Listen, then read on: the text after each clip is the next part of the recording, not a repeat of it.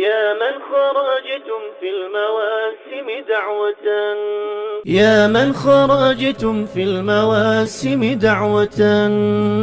الله وفقكم لسعي فاضل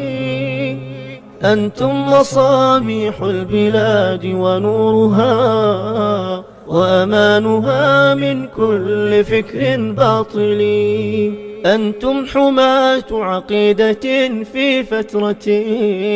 تاه الكثير عن الطريق الواصل تدعون للتقوى وكل فضيلة وتعلمون الناس دون مقابل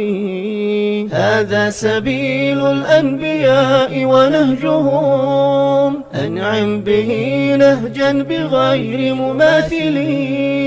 هذا اختيار الله فلترضوا به حقا ولا ترضوا بأي بدائل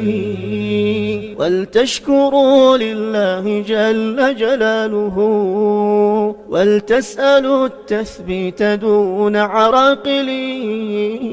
وخذوا الكتاب بقوة وعزيمة فالحق ينصر بالقوي الفاضل لا قول أحسن من كلام مذكر لله أو تعليم شخص جاهل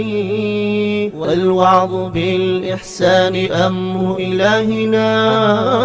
فبحكمة فانصح ولطف عامل والقصد وجه الله دون مصالح فالله خير مكافئ ومواصل وطريق خير الخلق طوق نجاتنا فاسلكه متبعا بدون تكاسل ودعاؤنا لله جل جلاله أن يجعل التوحيد فوق الباطل ثم الصلاة على النبي وآله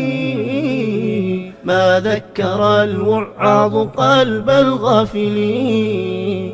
ما ذكر الوعاظ قلب الغافلين.